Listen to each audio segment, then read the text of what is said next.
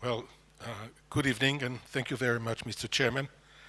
Um, Being the first, I thought that it could be of help if I were to discuss the matter more on the conceptual level than to seek to talk, for example, about the specifics of Israel's national security.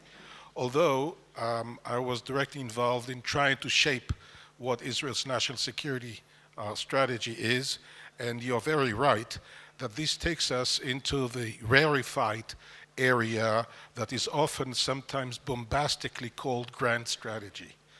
And then one of the lessons that we found out when we were trying to craft what should be Israel's strategy was that we cannot do it until we hear what America's strategy is.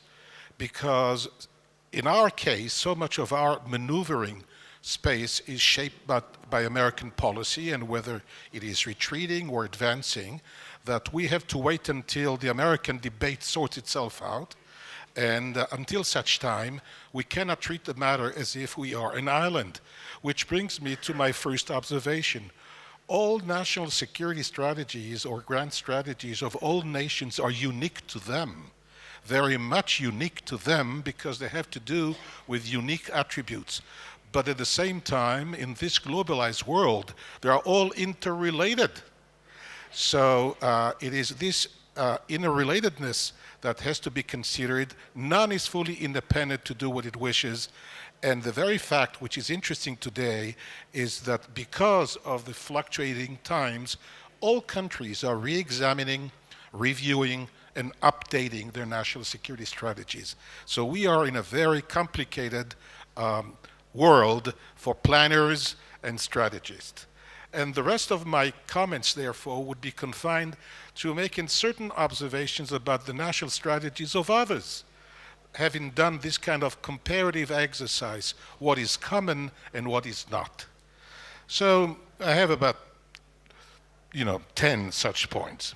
Clearly, as we know, what has started as a national security strategy, which had to do very much with politics and security, was very much grounded initially and still is in the hard politics of policy and military and defense issues as defined. But precisely because of the qualifiers of this time, there have been other factors that have come to shape what are the nation's fortunes, and these are primarily in the field of economics, energy, and first and foremost in the field of science, technology, and innovation.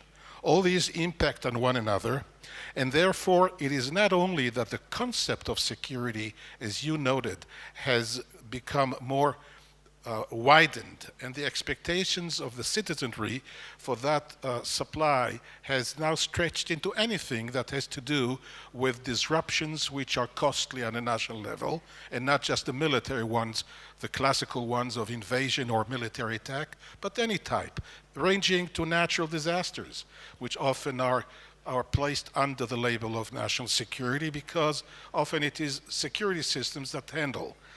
So we have seen now that the attributes that shape events today become central to this new definition. Now, spending a few moments on each.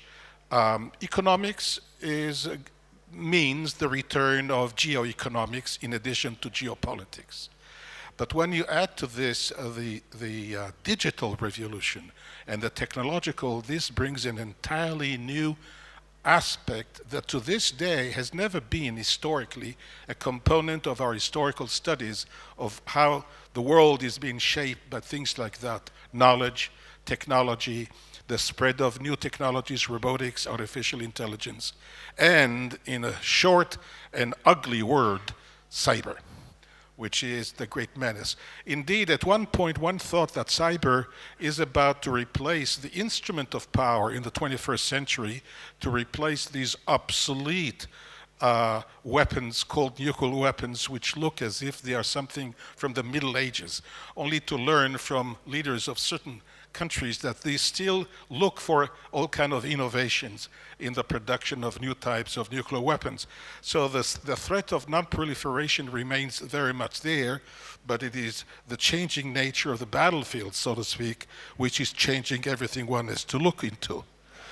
So we now have geoeconomics, geopolitics, and I don't know what to call that thing, which relates to technology. But let's look at the constants. There are some interesting constants. The first constant is the geography.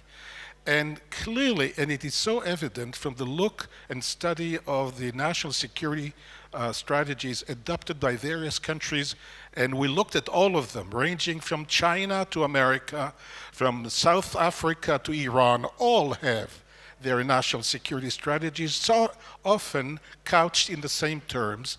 What remains constant is, of course, that they all stem by this aphorism that it's location, location, and location. Geography matters most, and that is, of course, an obvious thing, and that is what accounts, of course, for the great variance between the grand strategies or the national security strategies of all nations, precisely because they happen not to overlap one another, and therefore each has its own unique location, and it is that location which defines the essence.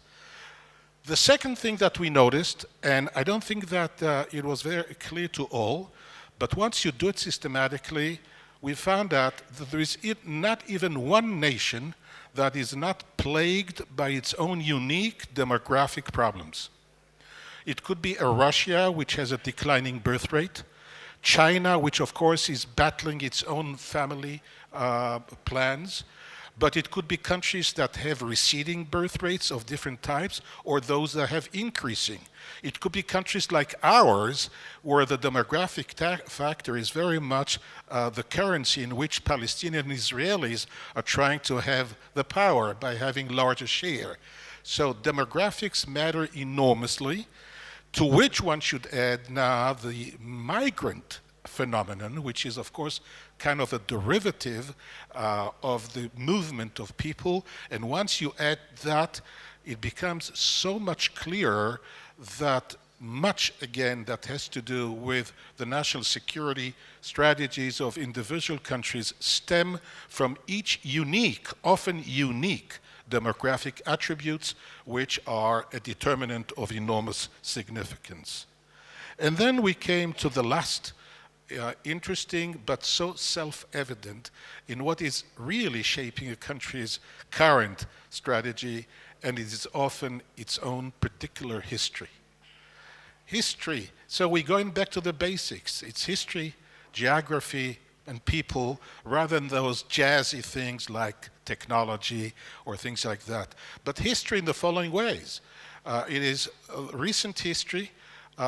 Nations' policies are very much shaped by their fate in the last conflict that they had sustained. Were they victorious, they practice a more assertive strategy. When they were defeated, they have the scars of that defeat ingrained in their psyche and the way they approach their approach to conflict. Now, you see all these playing a greater role today in the crafting and shaping and occurrence of national security strategies. But then, what shapes does it take when it is formed?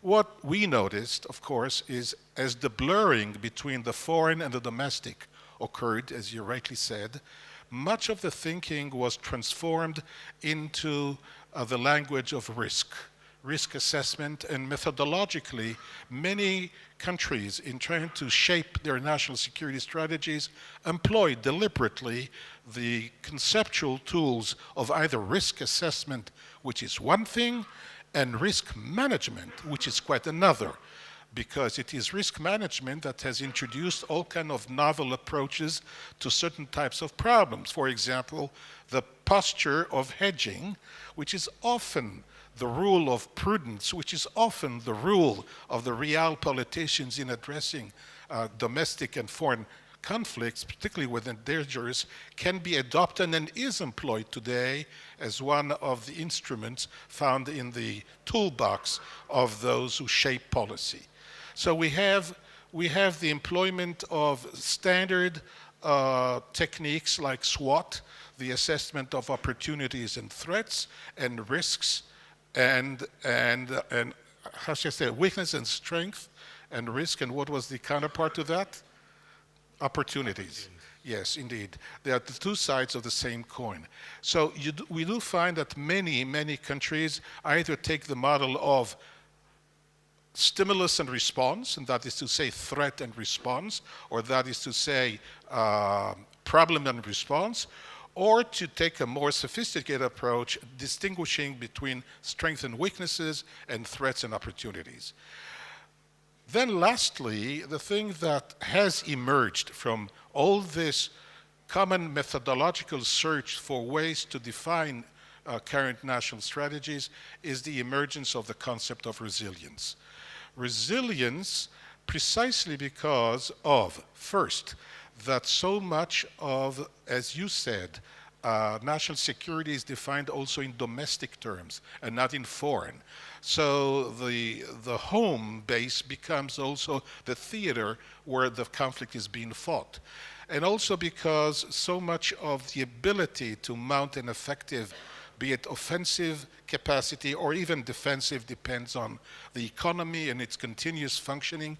Resilience has become another kind of a factor that in strategic terms has to be preserved, particularly when you have these new vulnerabilities that are now developing, which are much more acute and difficult to understand, such as cyber vulnerability.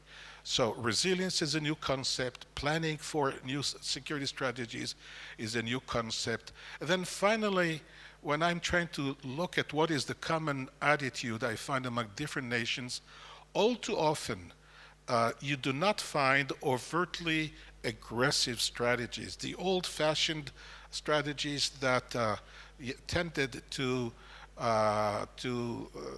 were given the kind of ambitious goals has given way for strategies which are much more restrained, noticing the fragility of the international order and noticing that risks are all over. So it is a cautious approach that is often advanced, even in the approach to advancing external national interest. And in many cases, it is the home front which is the front, but national security begins at home all too often, and that is the case, and that is what is being noticed when you observe all those things in the meshing. Now, what are the key issues that trouble everybody? It's obvious. Here, it is the old canonical search for allies and partners. Everybody's trying to make sense of what the world order is going to be. Nobody really knows. Our ability to forecast are limited. The American National Intelligence Council has developed 3 alternative future models against which you can measure your movement. You must factor into your thinking each and one of those contingencies, and it is against that that you have to develop strategies as to who are the centers that you want to go to. I can only tell you that the Israeli case, which is Israel is a victim of its location, believe me, the worst neighborhood in the world, and we could have done so much better had we been elsewhere. I think so, but we are troubled being there. Therefore, our strategy has changed from being one which was unidirectional, that is to say, Western-based, into a kind of a tout azimut strategy, which had to take into account the rising powers of the East and those in our immediate vicinity. But that is our case. As I said in the beginning, every country has its own national security strategy, which is shaped by its own history and conditions.